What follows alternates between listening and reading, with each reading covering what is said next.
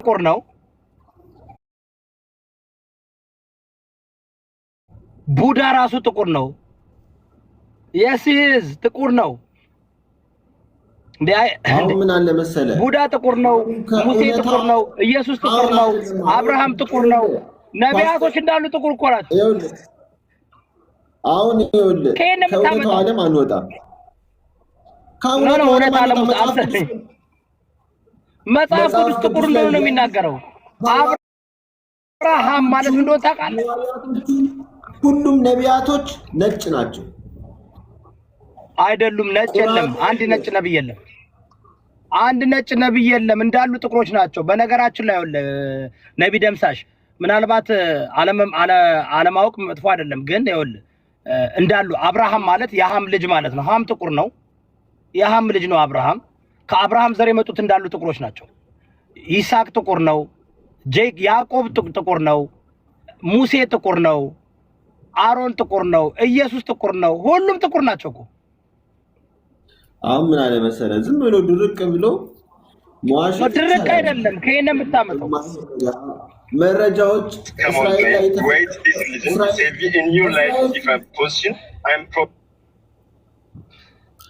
እስራኤል ላይ የተፈጠሩት በሙሉ እስራኤል ጥቁር ናቸው እኮ።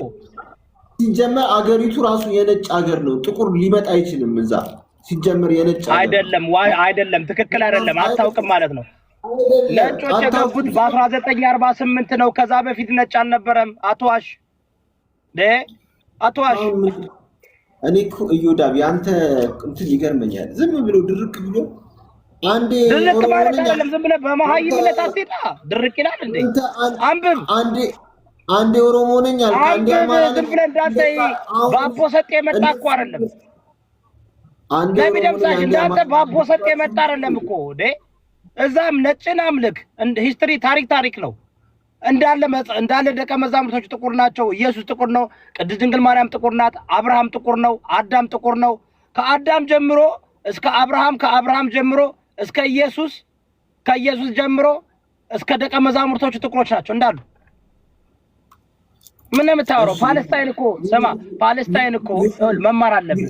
በ6ኛ ክፍለ ዘመን ነው ወደ እስራኤል ገብተው አረቦች ካናላይዝ በሚያደርጉበት ጊዜ ሚክስ ያደረጉት። ከዛ በኋላ ደግሞ አሁን የገቡት ነጮች ከየት አመጣው?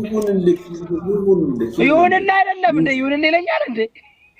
ለምሳሌ በማይሆን ነገርና እውነተኛ በሆነ መረጃ መከራከር ዋጋ ያስፈልገዋል። አዳምም ሆነ ሔዋን ከአዳምና ከሔዋን ጀምሮ ሁሉም ታፕ አድርጉ ጋይስ። ኖ ነቢ ደምሳሽ ስለ አንተ ሃይማኖት ብታወራ ኦኬ አዳምጣለሁ። ለምን እንደሆነ ታውቃለህ? ያንተ ፈጣሪው አንተ ሪል መረጃ ነው እንዴ? ዝም ብሎ መጣና ማለት ላሳይ አታሳየኝ። አውቀዋለሁ እንዴ? እኔ የማውቀውን ምን አሳየኝ? ምንድን ነው የምታውቀው? ቤተሰብ እንዴ እንዳሉ አብርሃም የሃም ልጅ፣ ሃም ጥቁር ነው። አዳም ካፈር የተሰራ አፈር ጥቁር ነው። ነጭ አፈር የለም። ከአዳም እስከ አብርሃም ከአዳም እስከ ኖዋ፣ ከኖዋ እስከ አብርሃም፣ ከአብርሃም እስከ ዮሴፍ፣ ከዮሴፍ እስከ ሙሴ፣ ከሙሴ እስከ ኢየሱስ። ይሄ ነው እሺ። ክሮኖሎጂካሊ እንዳሉ ጥቁር ናቸው። መቼ መሰለህ ነጮች የገቡት? ነጮች የገቡት በ3ኛ ክፍለ ዘመን ነው። ወደ ክርስትና አካባቢ የገቡና የራሳቸውን እንትን ሮማን ኤምፓየር ናቸው መለወጥ የጀመሩት። ተረዲሎ ታፕ ኮፒ ሊንክ አድርጉ። አሁን ምን አለ መሰለህ መጽሐፍ ቅዱስ ብትሄድ፣ ቁርአን ብትሄድ፣ ቡዲዝም፣ ሂንዱይዝም፣ ጁዲዝም ሁሉም ነጮች ናቸው። አይ ጥቁር ናቸው አይደሉም። አቁም እንደዚህ ውሸት አትናገር። ትልቅ ሰው ነህ እኮ አንተ። እንደራስ መሰለህ እንዴ? አንዴ ኦሮሞ ነኝ ስትል ነበር። እንደራስ አይደለም ባክህ። እዚህ አትቀባጥር። እንደዚህ አትቀባጥር። ተከበር። እዚህ ተከበር። አትቀባጥር። እኔ ኦሮሞ ምናምን ብሔር የለኝም። እኔ ብሔር የለኝም። አትቀባጥር። ሲያቅት አትቀባጥር። እንደዛ ሲያቅታት እናትና ጠንቋይ ዝም በል። እንተ ደግሞ ሳጫውት እንትን ጠንቋይ የጠንቋይ ዘር መናጢ ድሃ። አንተ እኮ በሽተኛ እኮ ነህ፣ መሀይም እኮ ነህ፣ ደንቆረ እኮ ነህ፣ አሞሃል እኮ አንተ እኮ ልትሰማ ፍቅር ስስሙና ሊጠመቅ የሄደ ልጅ እኮ ነው። ሊጠመቅ የሄደ እኮ ነው። አሞት ጸበል ይሻለኛል ብሎ ገባ። ጸበሉ ራሱ አላዳነህም እንዴ? ጨልለህ እኮ በቃ ዱላ ይዘህ ትሽከረከራለህ። 32 አጋንንት የተሸከምክ ጠንቋይ እንዳላስወጣብህ አጋንንትንና ስማ አጋንንት እንዳላስወጣብህ ነቢ ደምሳሽ መነገጃ እንዳላሳጣ ላስወጣበት ጋይስ ላስወጣበት እኔ 32 አጋንንት ባደው ይወለ ነቢ ደምሳሽ አጋንንት እየተጫወተብህ ነው። ኃይለኛ 32 አይን ያለው አጋንንት ተጭኖብሃል። ደብል ታን የሚገርማችሁ ነገር እኮ ታውቃላችሁ፣ ሰዎች እኮ ያዝኑለታል። አሁን እኔ እንደዚህ ስናገር እሱ ሀቅ ለመናገር በቃ የሆነ ጨልሎ ግማሽ ተኩል ሄደ ወንድማችን ነው። ለመመለስ አንዳንዴ እያመጣን ብናናግረው ሊመለስ ይችላል። አንተ እኮ ሴቱን እኮ ልጅ ወልጃለሁ ያልክ እኮ ነው። ተረዳ እና እውነቴን እኮ ነው። ስንት ጊዜ ልንገርህ፣ እውነት እኮ ነው። ደግሞ እኮ የሚያምነው ነገር እኮ ነው የሚገርመኝ። እውነት እኮ ነው ይላለኝ እንዴ አንተ ምንድነው ጭንቅላትህን በምን እና ዮናስ ሴጋው አንተ ልጅ ነው። ይኸውልህ 4 ነው ያረገዝኩት፣ ለ6 ተደፍሬያለሁ። በጌታ በኢየሱስ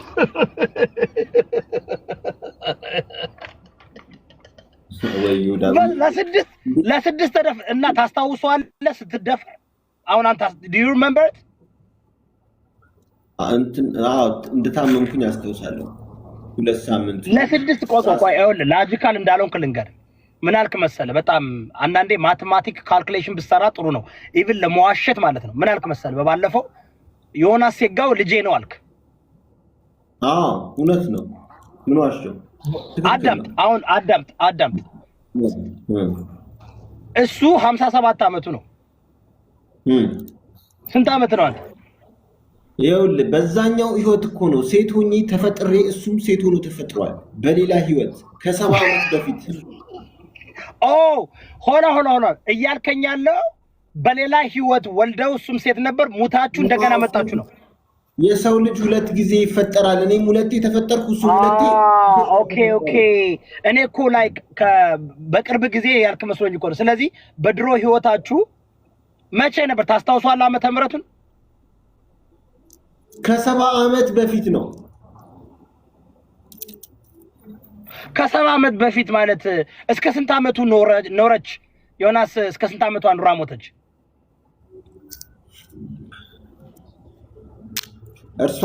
እሱማ መጨረሻ ላይ መርዝ ጠጥቶ ነው የሞተው። ሆና መሞት አለባችሁ ሁለታችሁ ማለት ወደዚህ መንፈስ ለመምጣት because ወስጣችሁ መጨረሻ ላይ መርዝ ጠጥቶ ሞተ። ዮኒ ማኛ ሞተች። መርዝ ጠጥታ ነው የሞተችው። ለምን በእንደዚህ ባለጌ እንደዚህ ነበረች? መንፈሷ እንዴት ነው? ደሴም ነው አሁን ከሱ ጋር መንፈሳቸው እንዴት ነው? ግን በጣም ጭንቀታም ነበረች ዮኒ ማኛ ነው። ኦኬ ጭንቀታም ነበረች። አንተስ? አሜን። አንቺስ? አንተ ምንድን ነው የምለው? በእናትህ አንተስ በአንቺስ እያለ እኔ እናትና አብሳላትና እኔ ነን እንግዲህ ነበረ። እውነት እኮ ታሪክ ነው። የእውነት እኮ ነው። እኔ እንዴት አድርጌ እንደማስረዳችሁ አላውቅም። ኖ ቆይ አንዴ ኖ አቴን ምን መሰለህ ነቢ ደምሳሽ ችግሩ አንድ ሌላ ማረጋገጫ ልስጣችሁ እንድታምኑኝ። አዳነች አቤት ትሞታለች በቅርቡ። ማረጋገጫ ልስጣችሁ። በቃ ይንተ ኦኬ መቼ በቅርብ ማለት ይኸውልህ ምን መሰለህ አሁን ትንቢት ሲባል በቅርብ ትሞታለች። ሰሞኑን ትሞታለች። ሰሞኑን ማለት ታውቃለህ? ሰሞኑን ማለት አንድ ሳምንት ምናምን ማለት ነው። ኢትስ ኦኬ በቅርቡ በለው። በቅርቡ ማለት ቀናት ነው። 20-30 ቀን አለው መሰለኝ። ብቻ በቅርቡ ትሞታለች። 20-30 ቀናት ሆነማ አንድ ወር በለው። ግን እኔ ጥያቄ መሰለህ እስቲ እኔ ስወጣ ምንድን ነው የተሰማው? ኢትዮጵያ ውስጥ በሽታ ገባ። ይሄ ራሱ እኮ ትልቅ ምልክት ነው። ድሬዳዋ ሄጄ ስፈነከት ጎርፍ መጣ። ግን አሁን አመጽ የወጡት እነሱ ናቸው። አንደኛ ቅድሚያ አመጽ የወጡት ጀግና ሆኖ ሌላም ክልል። ስለዚህ አንተ ኢትዮጵያ መውጣት እሳተ ገሞራም ትናንትና እንትን ላይ ከ10,000 ዓመት በፊት ፈነዳ። እሳተ ገሞራ 10,000 ዓመት ቮልኬኖ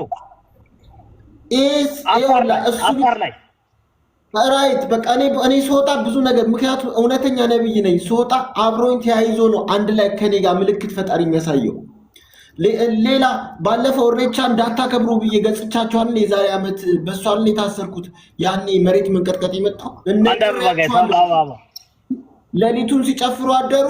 በሳምንቱ መሬት መንቀጥቀጥ። ከዛ በኋላ እኮ ነው ኢትዮጵያ ያልተረጋጋችው። መሬት መንቀጥቀጥ ብቻ ጋይስ አበባ ስጡ፣ አበባ ሙሉ ሁለት አበባ ስጡኝ። ካድሬ ብቻ ነው እንደዚህ ቤት ያለው እናንተ። ኧረ በፈጣሪ ስም የመሬት መንቀጥቀጥ መጣ በእነሱ ምክንያት ኢትዮጵያ ላይ የመሬት መንቀጥቀጥ። ቪዲዮ ሰርቻለሁ፣ የገባችሁ ቪዲዮን ተመልከቱ። ኦኬ። በአስቸኳይ የብልጽግና አጀንዳ ማፍረሻ ቪዲዮ ሰርቻለሁ። ገብታችሁ ሼር አድርጉ፣ ዲወት አድርጉ፣ ኮሜንት አድርጉ። ፈሪ ሁሉ አንተ ፈሪ ናቸው። ግን ነብይ ደምሳሽ ለምን ነው እንዳንተ ጀግና የማይሆኑት? በጣም ፈሪ እኮ ናቸው። ኮሜንት ለመኮመት አንተ ቋንቋ እዮዳ ፍርሃት ሰይጣንነት ነው። ሰይጣን ስለ ያውን የኢትዮጵያ ሕዝብ አብዛኛዎቹ ፈሪ ነው። ፍርሃት ከሰይጣን ነው የሚመጣው። አመጽ ለመውጣት ይፈራሉ። መንግስት ለመናገር ብንታሰርስ ይላሉ። ፍራቻ ከሰይጣን የመጣ ነው። እየሞቱ ይፈራሉ። እየሞቱ እየታረዱ እየተገደሉ ይፈራሉ። አሁን እኔ ይኸውልህ ቪዲዮ ፖስትኩኝ። የብልጽግና የሆነ አጀንዳ መጣ። 4-5 አጀንዳ እያመጣ ነው። ባደወይ ልክ አንተ ስትወጣ የኢትዮጵያ መከላከያ ሰራዊት መውደቁን የምታየው አዶናይ የሚባል ሴጋ በመምታት የፈመሰ ሰውዬ ለመከላከያ ሰራዊት እንትን ሞቲቬሽን ስፒከር ተብሎ ንግግር እያደረገላቸው ነው። አይተኸዋል? አላየሁትም። የምር አላየሁትም። እየቀለድኩ አይደለም። በጣም ገርሞኛል። አላየሁትም። የምር አላየሁትም። እየቀለድኩ አይደለም። በጣም ገርሞኛል። ላሳይ። በጣም ገርሞኛል።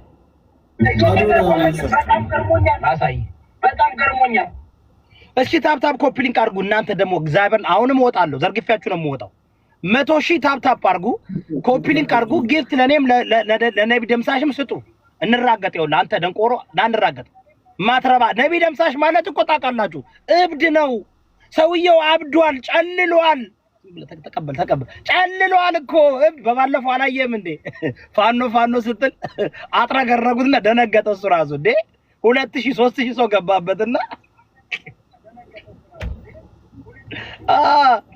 ይህ ህዝብ እኮ ታውቃለህ፣ ነቆራ ነው የሚወደው። ደደብ ህዝብ እኮ ነው። መሀይም ህዝብ እኮ ነው። መሀይም የጨለለ ህዝብ። ኤኒዌይስ እውነት ፍራቻ የሚመጣው ከሰይጣን ነው እና አመጽ መውጣት አለባችሁ። የብሔር ብሔረሰብ ቀን የኛ አመት በዓል ነው። ህዳር 29 አመጽ እንድትወጡ እንጠይቃለን።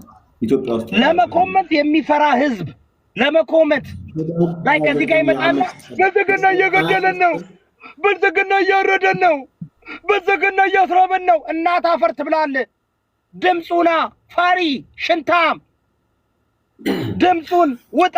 ህዳር 29 የአመጽ ቀን ነው። ህዳር 29 የአመጽ ቀን እናድርግ እስቲ። አሁን ፓስተር ይሁዳ እውነት ህዳር 29 ተባብረን ሁላችንም የአመጽ ቀን ሰው አመጽ እንዲወጣ። የብሔር ብሔረሰብ ቀን ነው። የአማራ ቀን አይደለም፣ የጉራጌ ቀን አይደለም፣ የትግሬ ቀን አይደለም፣ የአዲስ አበባ ልጅ ቀን አይደለም። የብሔር ብሔረሰብ ቀን አስመልክቶ አመጽ ውጡ። ይህ የክልል ይህን ቪዲዮ ሰርቻለሁ። እናታችሁ አፈር ትብላላችሁ። ፈሪ ናችሁ፣ ፈሪ ሽንታሞች ናችሁ። ለዚህ ነው ታጋዮች ሁሉ እየፈረጠጡ ሄዱ። እኛም ኬንያ ነው ያለው የኔ ያለው ኬንያ ነው የገባው። እኔ ኬንያ የምቀመጠው ነው እንጂ ምን አይነት ሰዎች እንደሆኑ ታውቃለህ? ይህ ህዝብ ማለት ነው። ይህ አሽቃባጭ ህዝብ፣ ይህ አስመሳይ ህዝብ ድምፅ አይወጣም። ነው አይወለም። ምን መሰላችሁ ጋይስ፣ ስድባት አቁም አትበሉኝ። ታፕታፕ አድርጉ፣ ኮፒ ሊንክ አድርጉ፣ ሼር አድርጉ። ካለበለዚያ ውጣና ስራ፣ ራስህ ውጣና ስራ።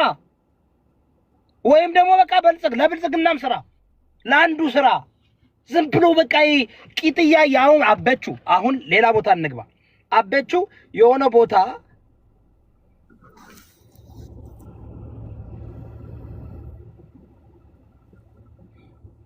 ለዚህ ጋር ናቸው። ይኸው